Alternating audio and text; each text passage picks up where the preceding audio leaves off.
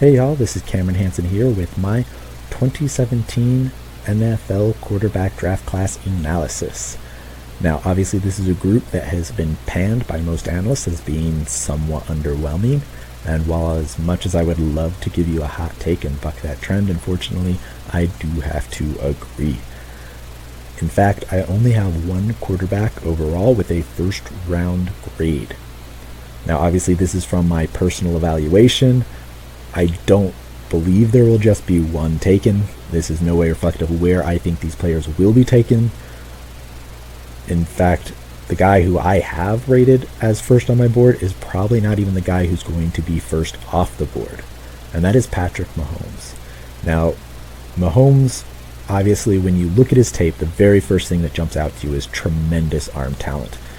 And it's not even comparable to anyone else in the class. It's so much better. In fact, you look at the past several classes, you're not going to find someone with arm talent at nearly the level that he does. And it's not just his velocity, which is obviously phenomenal. I mean, it threw a 60 velocity at the combine, but also his ability to throw off kilter, off platform, which is a very fancy way of saying with terrible mechanics. Now, obviously, that is a big negative that people have with him, is that he has very inconsistent mechanics and has very, to put it politely, just very weird throwing angles, throwing positions that he throws from frequently. But for me, I actually view this as somewhat of a positive. And the reason for that is that, one, he does demonstrate the ability to make a proper NFL throw, so you know he can do it. You know, he knows how to step up to complete the throwing motion in the prototypical NFL fashion, how you'd like to see a NFL quarterback complete a pass. He is capable of doing it. So the issue isn't fixing his mechanics so much as working on the consistency of his mechanics. And that is something, is obviously, I believe, you can work on with the coaching staff. I think this makes him a great candidate for someone you sit for a year or two behind an established quarterback. Not someone you want to rush out on the field to kind of cement that bad muscle memory. You want to work on them behind the scenes before they get into that live action. But I think he has tremendous upside, because when you have those kind of bad mechanic issues, what I liked seeing out of him was the fact that he was able to still make tremendous throws with those bad mechanics, or despite those bad mechanics, because of that raw arm talent. And the reason I like that is because obviously at the NFL level, there are going to be situations where you don't have the ability to go through the motion the way you'd like. And that's not something you can teach someone who's just capable of being able to do that. And so certain quarterbacks, in those situations, they can't make a play. They're going to have to throw it away. They're going to have to take the sack. Mahomes is not one of those. He's a guy who can make a play. The term people use is improvisation. He's an improvisational passer. The issue is just that there are many times you see on his tape where he makes those improvisational, off-kilter, off-platform, bad footwork, bad mechanic throws when it's not forced. And so that's what you need to clean up. And I think if you're able with your coaching staff to get that cleaned up, I think you can have a much better passer in the NFL than he was in college. And I think another aspect to look at that is the progression the quarterback makes from one year to the next. And I saw a big increase in his ability from 2015 to 2016. And I think some of that has to do with the fact that he used to be playing baseball and no longer is doing that. And obviously the way you throw a baseball is very different from how you throw a football. And that can affect that throwing, your throwing mechanism, how you deliver. And so being able to focus strictly on football, I think that was a big reason you might have seen that increase in 2015 to 2016 in terms of his ability and his production on the field. And I think you'll see an even bigger step now that he's in an NFL program with NFL coaches. The other aspect that I see in that I think gives him a great candidate for high upside is the fact that he played behind a terrible terrible offensive line. He was running for his life. And so a lot of times, you can maybe excuse some of those bad mechanics as a guy who is trying to make plays, frequently moving, and maybe feeling some phantom pressure. And I think that's also a big reason why you'll see him abandon pockets earlier than you'd like. Instead of sticking and making his reads, he got flushed out a lot. So I think, if you get him in a situation in the NFL behind a actual offensive line, I think he's going to be much better, because he's going to be able to settle down and he's not going to feel that phantom pressure on every single play. The other aspect of that, obviously he has the gunslinger moniker attached to him, and justifiably so. I think that's another area that you'll actually see improvement in once he gets to the NFL level, assuming he goes to a good situation. And that's because when you look at the Texas Tech defense, they were abysmal. And so I think he was in a position where he felt, if they don't score on every single drive, they're going to drop back on points. And I think that's pretty much dead on accurate. And so when you're in that kind of situation as their team's primary playmaker, I think he felt the onus of having to make those plays every time he was on the field, every time they had a drive, and that if you left it on the field, you're not going to be able to dig your way out of that. And so I think, again, when you're getting to the NFL level where he doesn't need to score 60 points a game just to be competitive, he's going to be in a much better position to not take the kind of risks and the type of gambles that you knock him for.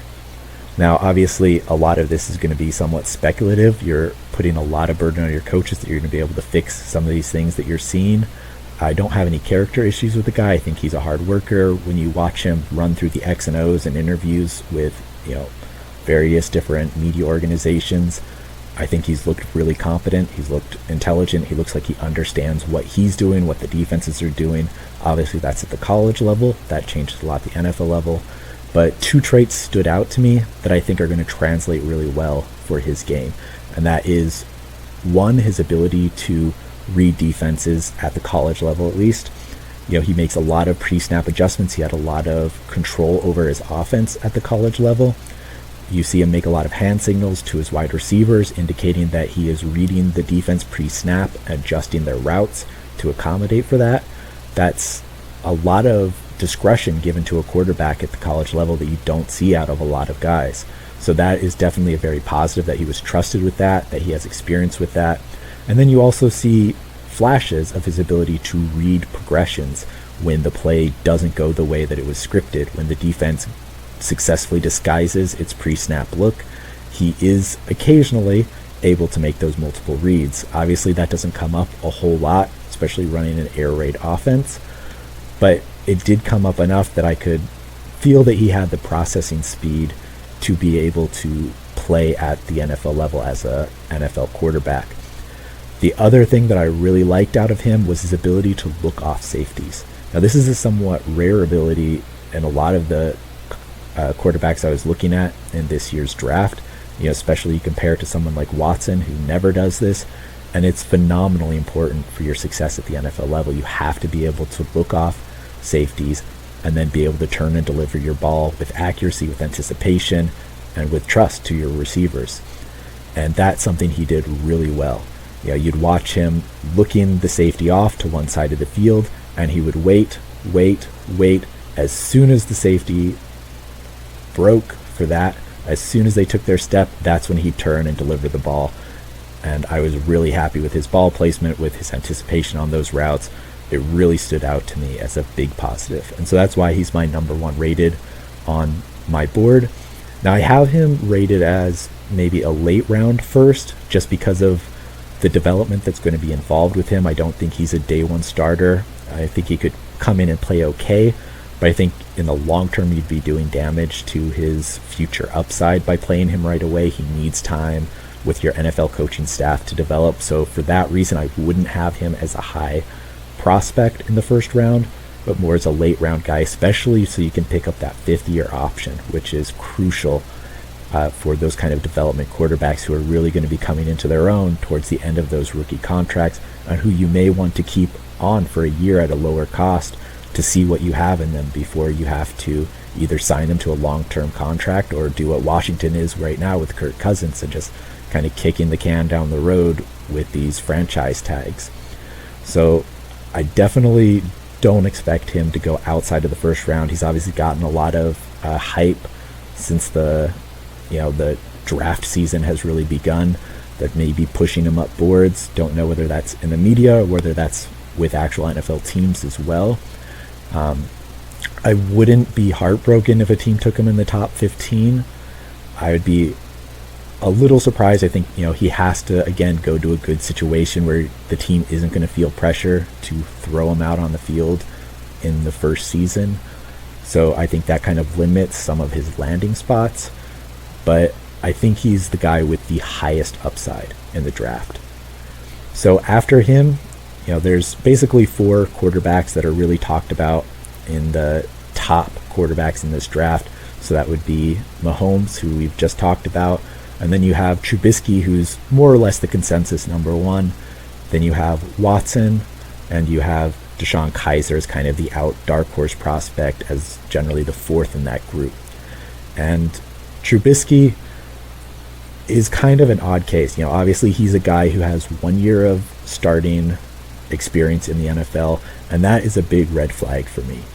I think when you look historically, there are very few examples of quarterbacks who've come with that limited of college experience and succeeded. Obviously there are ones who've done great jobs at the NFL as well. You've counterexamples, but it's always going to be a concern because not only do you have limited tape, but you also have a limited understanding of how they're progressed from season to season, and that's extremely important.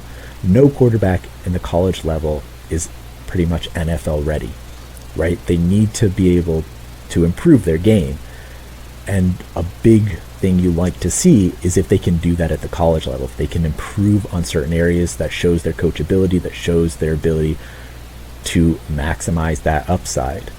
And so you're doing that, you're projecting that for Trubisky on nothing at this point.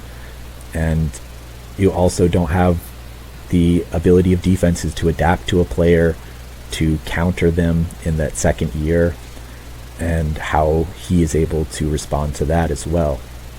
In terms of the game tape we do have on him, it's somewhat underwhelming. I mean, it's not a guy who really jumps out to you as any huge flaws, but nothing that really strikes you as, this is an NFL talent. There's nothing that really grabbed me about his film.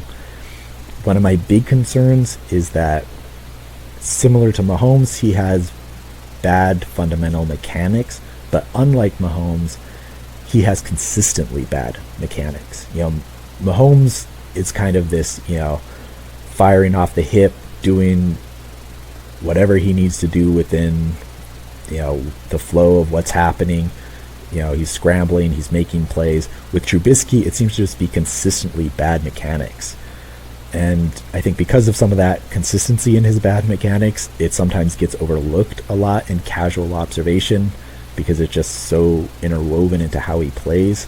But it's a slow release, and I think it's something that, unlike Mahomes, where he shows you he's capable of throwing a perfect NFL prototypical pass, with Trubisky, I think you're going to have to completely break him down and rework his mechanics from the ground up.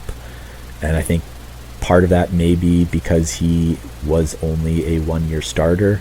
He hasn't had a chance to kind of refine his throwing motion and all of that. But it's a big concern for me. And I don't think he's a guy who's going to be able to start from day one. I don't think he's the kind of safe pick that people are projecting him as. I think he's a developmental pick. And I don't think he is worthy of a top 15 pick. I don't think he's worthy of a first round pick. I think this is a guy who's going to have to sit 1, 2, maybe even 3 years to develop, and in part because of the lack of experience from college, and because I don't think his mechanics are at an NFL level, and that's going to be completely reworked. And that's frankly a project that most teams don't have the luxury of doing. If you're picking a quarterback in the first round, chances are you're doing it because you need a quarterback. And most of those GMs, those head coaches, aren't going to have the luxury of being able to sit around and develop a guy for that long. And for that reason, I would be really concerned about taking him in the first round and tying your team to that position with that kind of draft capital. So Trubisky, for me, is not a guy I'd want in the first round. I don't necessarily think he isn't going to be able to develop into an NFL starter. I don't think he'll ever be, a Pro Bowl guy. I think he can eventually develop into an adequate starter, but it's not going to happen right away.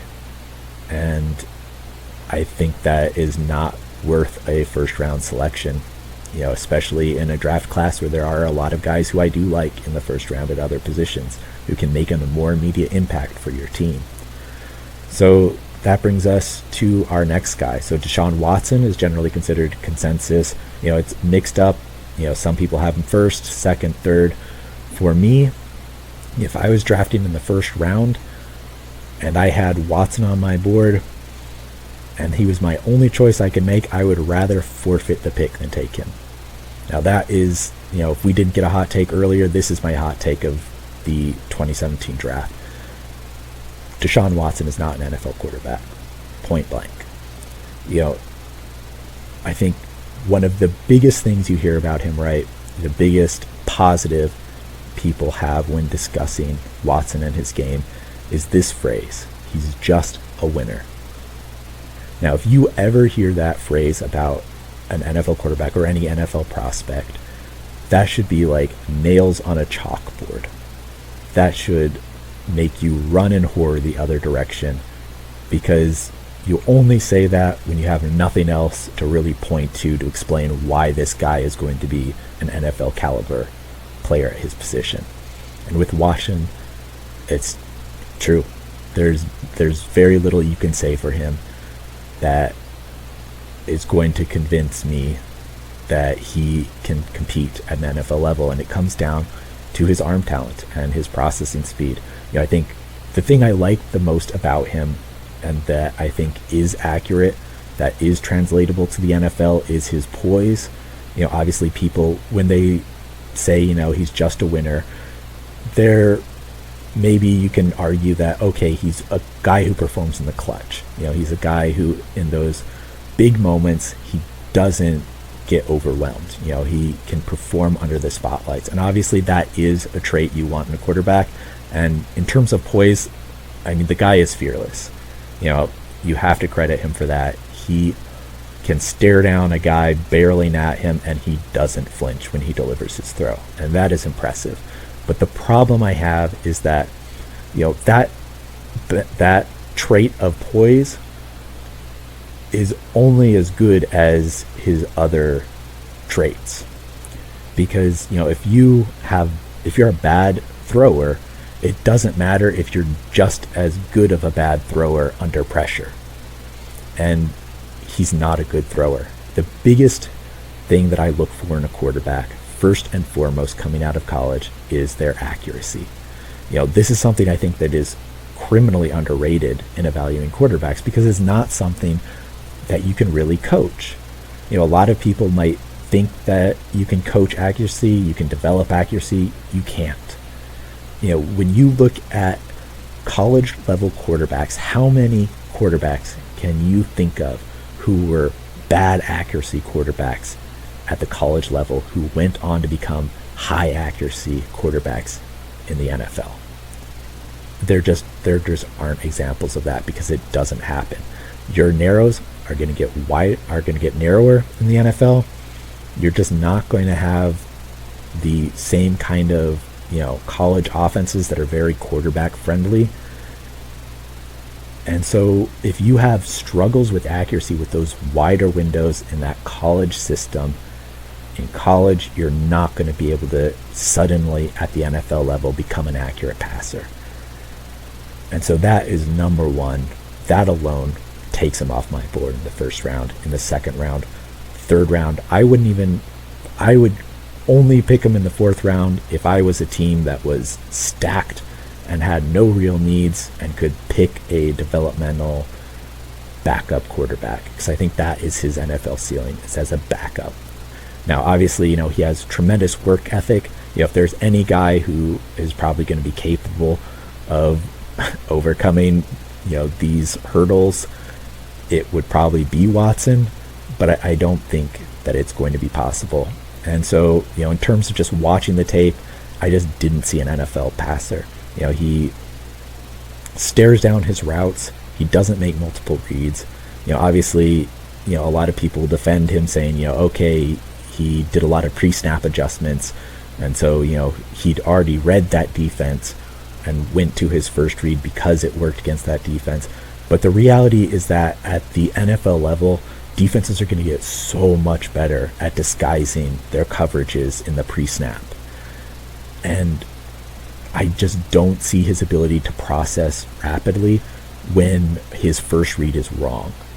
And so when you look at those situations in his college tape where his pre-snap read did not work, was not correct, he doesn't adjust well to that. The other issue that goes along with that accuracy is his ball placement. He doesn't place the ball very well. And lastly, he, unlike Mahomes, who we were talking about earlier, he doesn't show any ability to really look off safeties. He just locks on his receiver. If you're a safety playing against Watson at the college level, basically wherever his eyes go at the snap, that's where the pass is going, and that's the route you should be jumping. You pretty much can't go wrong in his college tape in doing that as a safety. And he threw a lot of ints, and that is another big issue you have in a college quarterback. You want to have a good touchdown to interception ratio, or at least a good interception to pass ratio. The amount of passes he did and the amount of interceptions that came out of that, it's just not good. And while you can make the argument that some of those interceptions were his fault, tipped passes, etc., I mean, that's going to be true of any quarterback you look at. It's not a good justification. He just doesn't have the accuracy level necessary. Now, the other big part of why I don't like him is, after I looked at the tape, what I saw I didn't like, and then when you look at the analytics, backs that up. I think the role of analytics in these kind of things aren't necessarily to tell you like this guy's a star, this guy's a failure, is to confirm a lot of what you see on tape. So what I saw on tape was an inaccurate passer who isn't going to have the arm to compete at the NFL level. And then you look at things like his velocity in the combine drills was abysmal. I mean, this was one of the worst velocity throws that has been recorded from a guy who's going to be projected as a top quarterback. I mean, it's incredibly bad. And, obviously velocity is a somewhat new analytic tool in terms of evaluating the physical traits of these guys. But I think it's an important one. I think, you look at the data, I think kind of the consensus right now for the guys who are kind of pioneering this field of velocity, and I'll link that below, is about 55 miles per hour velocity. And Watson is in the 40s, right? It's not even close. For example, Mahomes is throwing in the 60s. So, I don't think there's been much of a correlation in terms of throwing over 55 that increase your success, but basically 55 is the cap. And if you throw under that, it's very, very rare for any guy to be able to succeed. And especially when you're throwing as low as he did, that is a big concern. Now, what's interesting about that number is, obviously when he threw in the combine drills, people were just raving about how he performed and how accurate he was, and how he, was showing all these haters wrong about his accuracy. But I think a big part of that was because he was throwing so damn slow. And, obviously when you look at the tape, that actually didn't jump out to me right away when I first viewed his tape. I didn't really mark him as a guy who had a noodle arm. And I think part of that has to do with the fact that I think he is capable of throwing faster than what he threw at the combine. But I don't think he's capable of throwing fast and accurate. I think that was what happened. It was the combine. He knew he's not an accurate thrower when he put zip on it. But in a pads off, no defender situation, he doesn't need to put zip on it, right? You only need that in the live action where those windows close quick and you've got to deliver the ball. But in the combine drill, you can just loft it. And so that accuracy, I think, is completely false. I don't think that is his game level accuracy that you saw in the combine. I think what you saw on tape is what you're going to get. And to expect anything different, I think, is insanity. So I don't understand how anyone is evaluating him as a first round talent. And I think it's that same trap that people fell into with Tebow. He's just a winner, right? Nails on the chalkboard. That is a terrible, damning phrase to say about anyone, because you're telling me this guy has no NFL traits other than being a high character guy who wins games and is fun to watch in college. But in the NFL, that doesn't count for beans. So Watson is a guy I don't have my first round.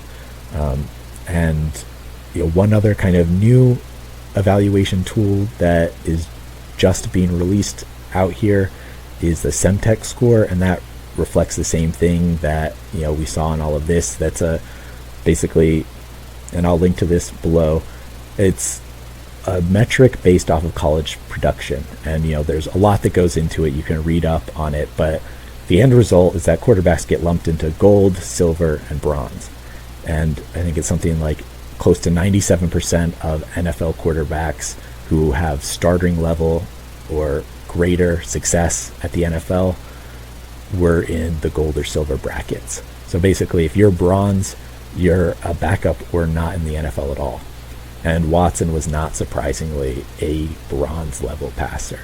Mahomes, by comparison, was silver. Trubisky was gold. And of course, again, with analytics, what you're not looking for, it's not telling you, this guy scored a gold, so he's going to be a success. And, this guy's silver, so he'll be mediocre. And this guy is bronze, so he'll wash out. What it does, it doesn't tell you a guy's going to succeed. It just tells you whether they have the tools to potentially succeed. And that's where then the tape goes into it. So, it gives you a baseline. Does this guy match the baseline necessary to succeed in the NFL, right? And Watson falls under it. He doesn't have the baseline. Doesn't matter what you see on tape. He doesn't have that baseline. Then a guy like Mahomes, silver category. Okay, this guy could succeed. He has some of those tools. Now watch his tape, and do you think those translate to the NFL? Then you got a guy like Trubisky, who gold rated, but you still have to watch the tape to see whether that's translatable. Another guy I think who scored on that SEMTEX in this year's draft on the gold standard was Kaya and Evans. And Kaya, you see some of that, especially when he's not under pressure. Evans, I don't think is anywhere close to being an NFL rated quarterback at the moment. Maybe with several years of development, he could potentially be there. So it's not telling you they're guaranteed success, guaranteed failure, but it should confirm what you see on tape. And so, I think that's accurate for Mahomes. I see a silver level passer with, inconsistent mechanics, but, I believe he can fix this, and I think he has the special arm talent and the processing speed to be able to succeed at the NFL level. And when I look at Watson, that bronze level, that matches everything I saw on tape. I don't think he can succeed. So those are the top three. Last one, Sean Kaiser. This is I think the hardest evaluation that I've had, because at times he looks like the top rated passer in the class, and then he gets benched. How many guys can you say are first round rated talent at their position who got benched last year? That is a big issue. And I think, after, there's definitely some friction with the coaching staff, and he played very, I guess, reticent would be the word after that. I think he lacked some confidence, and that's something you need in a quarterback. I think Mahomes, again, is a guy who you could almost fault for how confident he is at times. And Kaiser is a guy who I would like to see more confidence from. He's the hardest one for me to predict. I think, again, he's a guy who is going to require some time developing. I don't see a day one starter out of him. And that's kind of I think a trend with all of these quarterbacks we've talked about. None of them I see as day one starters. And, in terms of projecting value, if you're not getting a guy who's going to be contributing, especially at such an important position, within a year or two, it's hard to justify being a top first round pick. So, I think Kaiser is a good developmental pick in maybe the top half of the second round. That's where I'd like to see him go.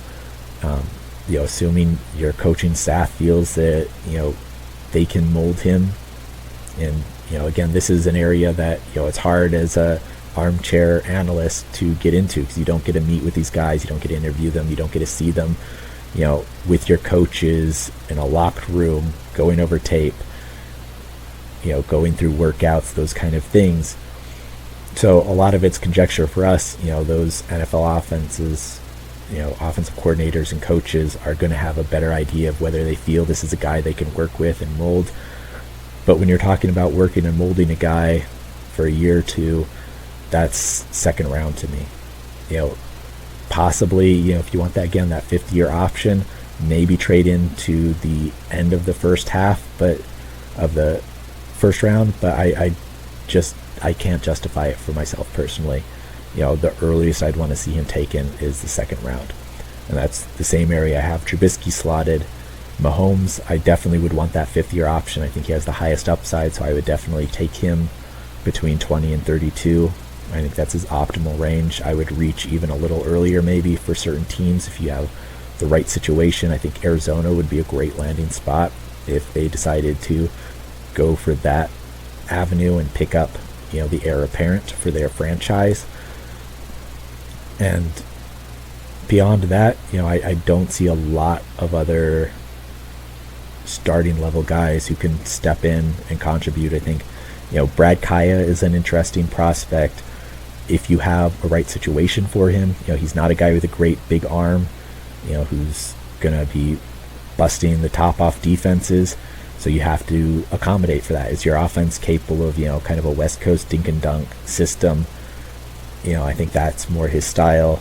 And you need a great offensive line. Like when this guy was under pressure, he was like a wet paper towel. You get a guy in his face and he fell to pieces. And I think that's also, Brad Kaya is a great example of what a second year of tape can do to your evaluation of a player. Is why I would love to have a second year of watching Trubisky.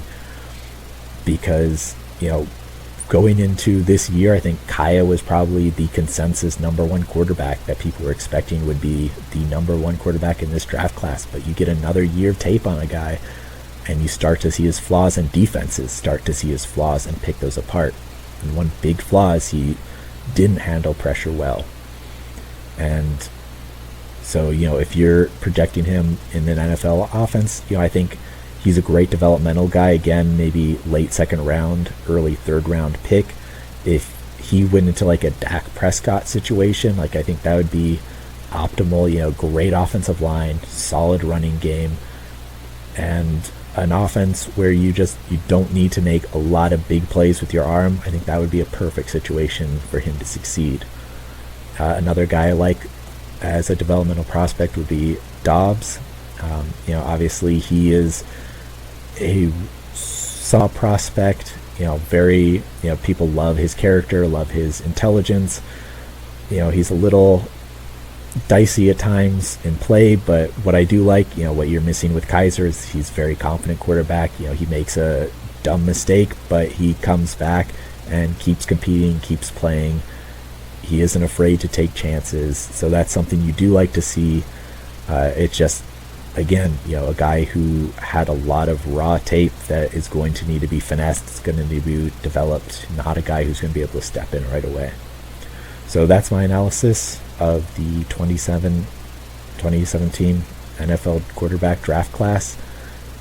Summation, not a lot of first round talent, a lot of developmental guys. I don't think it's a terrible class, but it's guys who aren't going to be able to step in and wow you right away.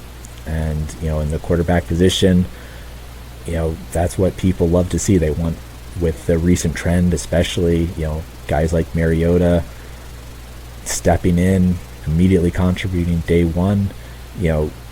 that's kind of the NFL expectation now for first round picks, and that's a lot of burden to put on these franchises who are taking them.